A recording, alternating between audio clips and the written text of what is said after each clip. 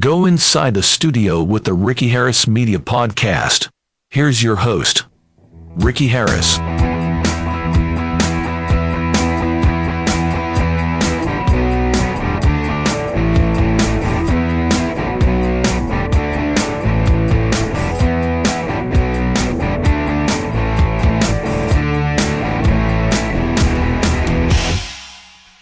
Welcome, everybody, to the Ricky Harris Media Podcast. I want to thank you guys and gals so much for sticking around, because it's been a long time since I've been on this show, I know. I've got some good reasons, but still no excuses. I should do these more often. Ideally, I want to do these once a month, maybe go to once every 2 weeks, and eventually every week, as my schedule permits. But that's ideally. I want to get these up to once a week. I'm going to back up to a year ago. So August of 2023, this one moment started this sequence of horribleness. A sequence of horrible events. But anyway, I'll get into more details later on that, but I'll give you the quick and down and dirty explanation of what happened. So I was coming home from work one day, last day of the week. I was glad to have the weekend off and do what I love doing the best, is spend time with the cat. My wife was on the phone with me at the time, and bless her heart, she heard all this happen.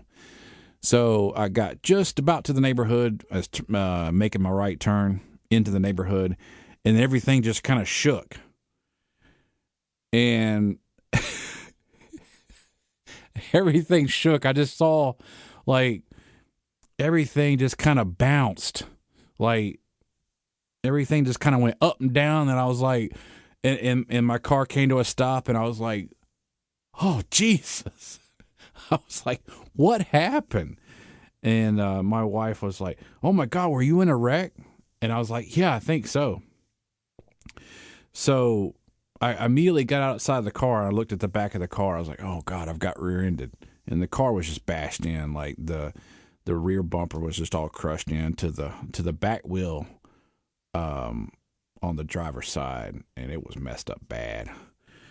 The car was still running, but it was doing some weird things and that. And I remember when I changed the battery in this car, there's a lot of electronics in the back of this car. It was a 2014 Chevrolet SS sedan. It's one of those sports sedans that Holden, a division of GM at the time, made over in Australia. So quite a weird car. Made in Australia, but it's got a GM powertrain, which is very similar to what would come in a Corvette or a Camaro, with a 6-speed automatic.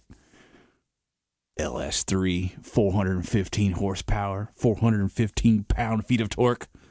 Oh, I love that car. It was the perfect car. It was a torquey, low-end torque grunt machine. So it would just get up and move so quick. It would get strung out on the highway. No matter what speed you were doing, it was just always comfortable to get up and go. And it was comfortable too. It was a big car. Not the best on gas, I will say. So, yeah, about 15 city and 21 highway. You might be able to squeeze 24 out of it, but you're not having any fun driving it when you get 24 miles per gallon. But anyway, I was just trying to figure out what the heck happened. I was looking around, and this guy walked up to me, and he was like, "Yeah, he hit me too." I was like, "What the heck happened?" And he was like pointing up the road, and then there was a pickup truck. At this point, he was on the opposite side of the highway, in the left lane, pointed the wrong way. He was over in the grass over there, and I was like, "What in the heck?" So, what happened is I got rear-ended approximately 60 miles per hour. And apparently this dude just did not even see me. His words were, "Yeah, I came up on you a little fast there." And yeah, I was like, yeah, you were not paying attention or something. I had my turn signal on. I used to not like cars like this. This was like in the 90s. I really started seeing this become popular on cars.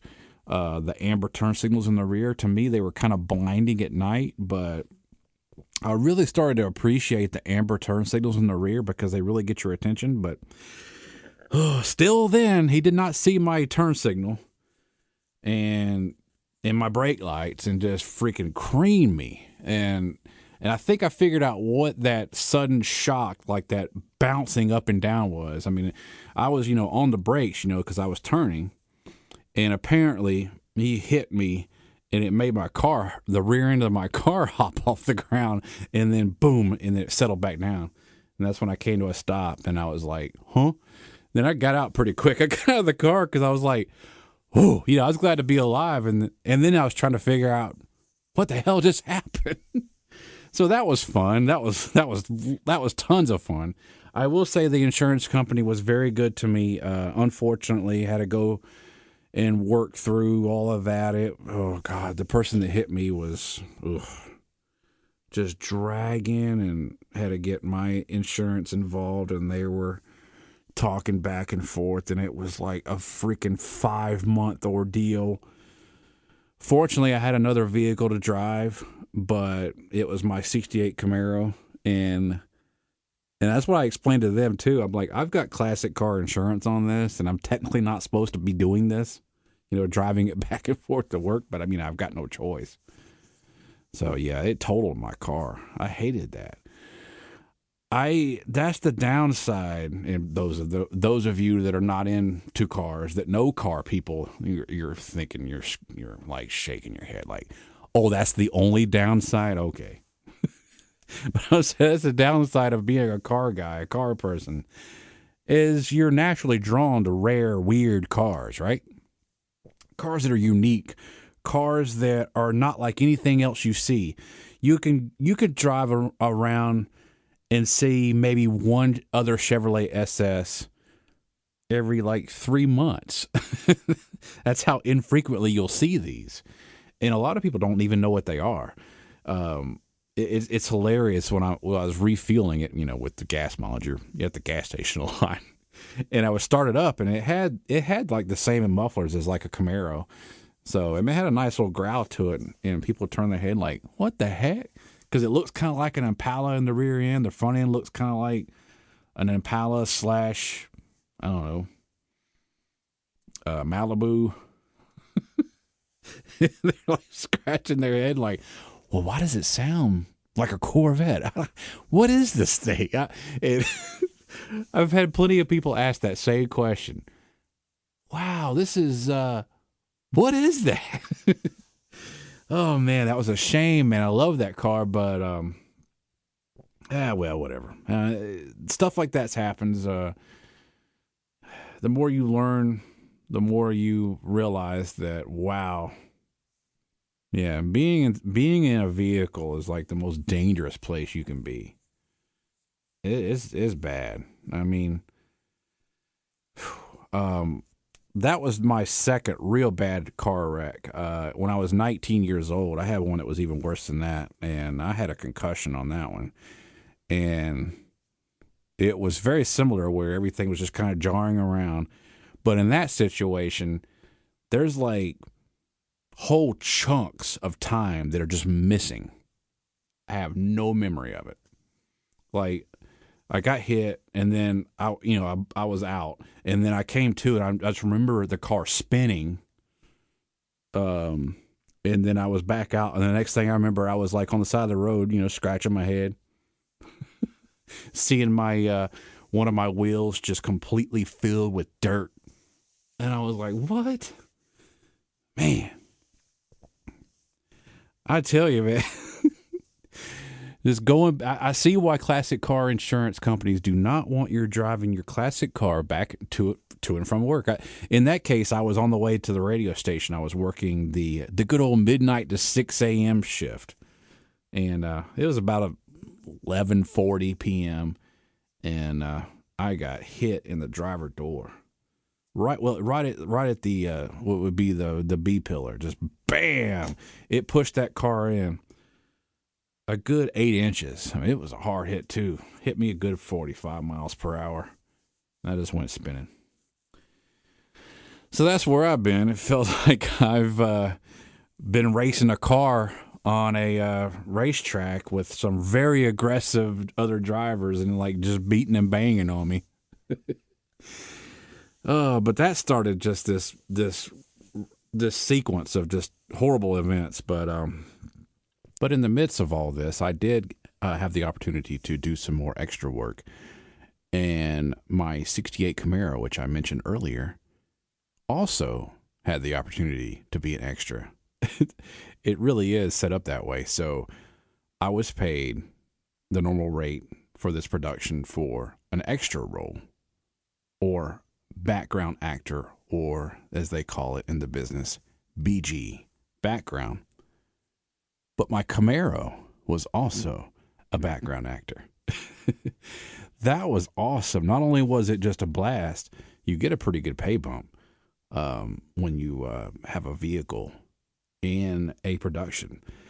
That is what really got me interested in this, because the movie We Were Soldiers came out in 2002. That was shot very close to where I live in Fort Benning, Georgia, where it's now called Fort Moore. And I've had a few friends that have had vehicles in that movie. And I actually went to, it was the director of transportation for that movie, and I was going to try to have my 68 Camaro in that one, but they were like, no, it's a little bit young for this movie. So, no, didn't get casted for that one, but that's what really got me interested in this. And I was like, this is awesome. I was like, what a cool job. And yes, you can do this as a full-time job. Be a background actor. Ideally, you would have someone working for you as your agent, because it is a lot to keep up with. So, wow, that was 2002. Production was, I think it was about a year before. 2000, 2001, year or two before that went on. So ever since then, I have always wanted to do that. Not only have my vehicles in it, but I've always wanted to have, to do some form of acting on the screen. And especially at that point in time, the industry for shooting movies here in Georgia, shooting any kind of production, television production, any of that, it wasn't really into high gear like it is now. But at that point, I'm like, man, I got to go to L.A. And in backing up even further, basically since I was about 10 or 11, I've always wanted to be on the screen. Not necessarily movies, but some kind of on the screen in some form.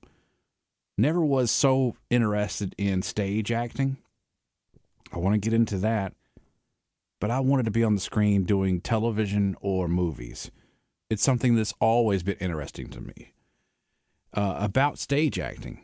Now, if that's something you're interested in and you love doing that, even if you do it voluntarily, and you will do a lot of that, and you really enjoy that, that is an excellent avenue in getting into acting and getting a speaking role, a credited role in production. Absolutely do that. Not only do that, take acting classes, go to a school and hit this passion, because especially if you live in this area, and of course if you live in Los Angeles and New York, you're set. You're at a great spot. You're at a great location to hone your craft and do what you're passionate about. So please do it. And I want to be very, very open here in saying this business, like anything creative, it is full of disappointment, of course. It is full of rejection. You audition, you get this close, and then it all goes away because nope, you weren't quite what they were looking for, or your performance wasn't quite what they needed. That's just the way it is. So don't get discouraged by that. that is the nature of this. That's the nature of the creative business, the art form that it is. Please don't get discouraged by that, because the production needs to be realistic. And if you are not making it realistic enough, that's okay. There will be more opportunities for you. But on the other hand, extra work is extremely good to get set experience. You learn all the terms, you learn kind of the flow of production, and it's excellent experience. And it's a blast. I think you'll really enjoy it. I've done, I will say the closest that I've gotten to acting with a speaking role, I guess you would say, would be doing radio. I did radio for a Hot AC station. Hot AC is basically top 40 hits, Taylor Swift, now Beyonce, that kind of thing. Any song that is getting a lot anymore, it's getting a lot of plays on Spotify and a lot of plays on YouTube and Apple Music. So any song that's getting plays like that's what the station I was working for. That's what they were doing. And at the time, we were the number one rated station, so that was a blast. I was very fortunate in doing some air shifts on that station, and for me, especially then, I've gotten better over time, but still, I was extremely shy. You see me in person, and I would just be like a deer in the headlights, just painfully shy. In a way, me doing that was acting, but it's kind of messed up. It's like I was really myself, but still those nerves, just that feeling of anxiety, that social anxiety, that shyness was just there. So really, in my mind, I was acting at that moment. I was and when you're doing radio or you're doing any kind of spoken word, it is a little bit of an exaggeration of yourself, but it's still your personality. But I just found that was just a blast, and that really kind of helped me figure out the mindset you need to be a successful actor, is getting in that mindset where the microphone's on, you are in that role, you are in that emotion at that particular spot time. You're an energetic radio DJ, and you cannot wait to hit the button for the next song. You are just so excited. Oh, and we've got 7 minutes of commercials coming up for you, and you could just make your listener just really look forward to hearing that. And that really is acting. If I haven't made this clear before, I want to make this clear again. I am doing this as kind of like fulfilling a dream that I've always had, and now I have the opportunity to do it. It is not my day job. It's not my full-time job. It's not really even a part-time job, but it's something I love to do when I have the chance. And it's also I feel like it's my duty at this point, the experience that I do have in the media, in television, and in radio, actually, as an on-air talent.